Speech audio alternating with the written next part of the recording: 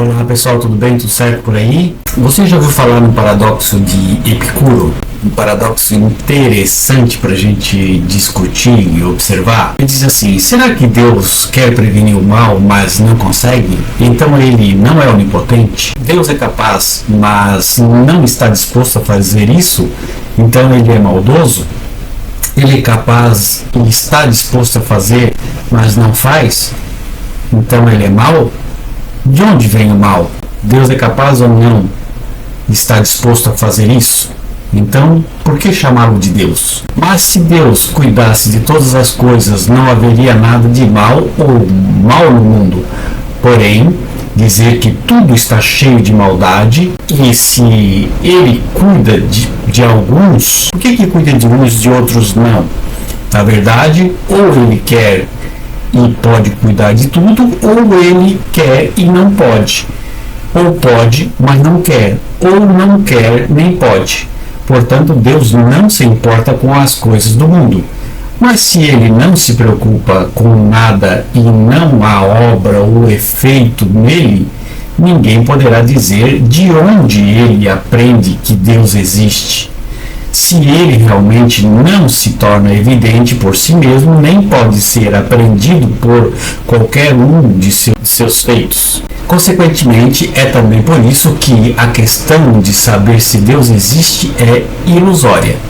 E daí concluímos que é até provável que aqueles que dizem categoricamente que Deus existe sejam forçados a incorrer em impiedade. Na verdade, se disserem que ele cuida de tudo, então estarão afirmando que ele é a causa dos males. E se disserem que ele cuida de alguns e de só alguns, então serão obrigados a dizer que Deus ou é perverso ou fraco. E isso é claramente ímpio pelo seu absurdo. Mas se você quiser ver uma história cheia de crimes, crueldade, psicopatia, muito sangue, assassinato, genocídio e fumaça e cheio de carne carbonizada, leia a Bíblia. Então, vem nos dizer que ele não criou o mal, que o mal é apenas a ausência de Deus e que o mal é criação do homem. Vá se catar, né? Um abraço, tchau.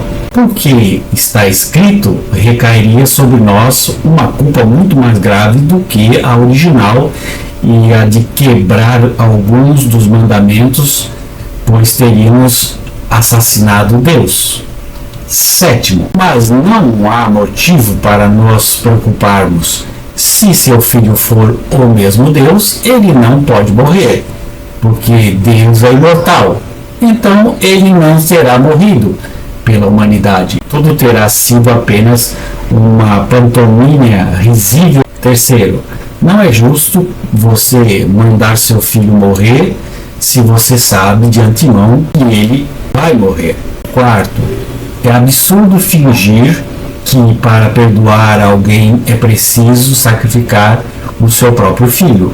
Quinto, é absurdo e injusto supor que a morte de um terceiro possa pagar uma afronta pela qual esse terceiro não tem responsabilidade, e ainda mais se tal afronta sequer existir. Sexto, se seu filho nos foi enviado para matá-lo, e se fizermos isso, pecado de Adão e Eva. Segundo, é um absurdo que ele tente nos perdoar por uma ação que não cometemos. David Hume, Diálogo sobre Religião Natural, parte 10ª, admitimos que o poder de Deus é infinito. Tudo o que ele deseja é executado, mas nem o homem, nem qualquer outro animal são felizes. Portanto, ele não quer a felicidade deles. Sua sabedoria é infinita, ele nunca erra ao escolher os meios para atingir um fim, mas o curso da natureza não tende à felicidade humana ou animal. Portanto, não foi estabelecida para este fim. As velhas questões de Epicuro permanecem sem resposta. Ele quer prevenir o mal, mas não consegue. Então ele fica impotente. Ele pode, mas não quer. Então ele é malévolo. Pode e quer. Então, de onde vem o mal? Blaise Pascal, filósofo que acredita profundamente, diz assim: os seres humanos nunca praticam o mal de forma tão completa e infeliz como quando o fazem com convicção religiosa. Marcos Taiwan diz assim: por muitas eras existem bruxas. A Bíblia disse isso. A Bíblia ordenou que não lhes fosse permitido viver. Portanto, a Igreja, depois de ter feito o seu trabalho de forma ociosa e indolente durante 800 anos, pregou nas suas cordas tenazes e atiçadoras e começou a fazer o seu trabalho sagrado com gosto. A Igreja trabalhou dia e noite durante 9 séculos e aprisionou, torturou, enforcou, queimou bruxas, exército de bruxas, lavou e purificou o mundo cristão com seu sangue maligno. Então descobriu-se que as bruxas não existem nem nunca existiram. Vocês não sabem se ri ou se chora diante disso. Deus cristão, os crentes nunca param de falar sobre sua misericórdia e amor, mas se a Bíblia for lida com os olhos desapaixonados, talvez cheguemos a outras conclusões. Começamos considerando o caso da árvore do bem e do mal. Por que colocou uma árvore proibida diante de suas queridas criaturas que, tendo acabado de aparecer no mundo, mesmo parecendo adultas, deveriam ter uma mentalidade infantil, e sabendo quão curiosas e travessas elas são, você colocaria ao alcance delas um provocante bolo envenenado com a proibição de tocá-lo ou saboreá-lo? Como você agiria diante de um filho seu recém-nascido? Você colocaria uma cobra peçonhenta do lado dele e diria para ele: olha, não mexa nessa cobra que você pode morrer? Foi assim que Deus fez com o ser humano. Todos sabemos que as crianças não resistirão e acabarão comendo o bolo ou mexendo na cobra, mas parece que o primeiro casal humano era mais medroso ou cauteloso do que as crianças comuns. Foi por isso que Deus colocou em mãos do Éden, disse-lhes: aquele território que já tem dono é o terreno que vos prometi. Aceite e acabe com aqueles que se dizem donos daquela terra santa.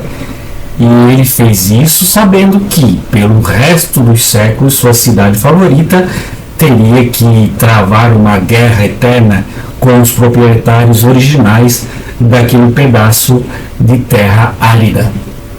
E como seu amor é infinito, enviou seu filho Jesus para salvar a mancha ancestral do primeiro pecado de Adão e de Eva. Aqui devemos fazer alguns esclarecimentos. Primeiro, não é justo nos acusar de um pecado que não é nosso, porque o Deus bíblico é, pela sua tendência, um Deus punitivo. Não foi em vão que ele criou o inferno para torturar seus filhos amados em chamas por toda a eternidade. Favoritismo demonstrado por Abel não é o único demonstrado por Deus. O seu mais notável ato de favoritismo é aquele que mostra ao povo de Israel. O favoritismo demonstrado por Abel não é o único demonstrado por Deus. O seu mais notável ato de favoritismo, aquele que mostra o povo de Israel, e sendo a terra ampla e gratuita, todas as terras ainda pertencem à sua cidade perfeita, continuam a adorá-lo. E sendo a terra ampla e gratuita, todas as terras ainda não tinham sido distribuídas e escrituradas como acontece hoje, prometeu ao povo querido uma terra bastante árida, aliás, quase toda deserta, uma terra ruim. No mundo havia lugares cheios de florestas e prados, selvas tropicais, ricamente regadas por inúmeros rios, áreas chuvosas onde a terra e a terra era fértil e generosa, mas não, ele escolheu dar ao povo um pedaço de terra num chão seco, árido, estéril. E não contente com a sua gentileza, apesar de haver tantos terrenos baldios sem dono, o animal mais peçonhento, mais maligno que tinha, a cobra, que era um disfarce para o diabo. Se você tem filhos que ama, você os deixa sozinhos com um psicopata que vai gostar de vê-los se envenenar comendo bolo e fará todo o possível para que eles provem e se machuquem? Aqui surge uma pergunta inevitável. Se você voltar e encontrar as crianças morrendo por causa do veneno, quem é o bandido? Eles ou você? E qual é a sua reação? Curá-los ou puni-los? Pelo que se diz na história bíblica, fica claro para nós que o primeiro casal só recebeu os 3 primeiros enormes castigos que caiu no que, visto possivelmente, merece ser classificado como armadilha de Deus. A mortalidade, a expulsão do paraíso e o pecado original que seria transmitido para os seus filhos por todas as gerações vindouras. A cobra não recebeu nenhum castigo, então ou Deus concordou com o que ela fez, ou ele sabia que tinha que fazer porque assim ordenou, ou pior ainda, foi apenas um instrumento que ele usou para fazer o que mais queria: colocar seus filhos amados numa viagem com a pior intenção. O caso que levanta dúvidas sobre sua bondade não é único. Deus acolheu as ofertas de Abel, mas não as de Caim, que se esforçou para agradar o seu Deus. Deus, que tudo sabe, sabia que Caim, invejoso, mataria Abel, mas em vez de impedi-lo, deu-lhe todos os motivos necessários para alimentar o seu ódio, estimulou o seu ciúme e a sua inveja. Quem é o culpado? Caim, que trabalhou tanto quanto pôde, sacrificando os produtos do seu trabalho, ou o que estimulou, deixando com ciúmes ao ver como ele finalmente matou o seu irmão? Vamos colocar em termos terrenos. Se você tem 2 filhos e um deles é o seu favorito e você trata o outro com desprezo, quando você vê que por ciúme o rejeitado vai matar o favorito, você deixa ele fazer isso? Ou você o impede e pensa sobre o quão injusto e prejudicial é o seu favoritismo? Deus, pelo que se deduz da história, escolheu a primeira opção. E como consequência, o malvado Caim recebeu o que merecia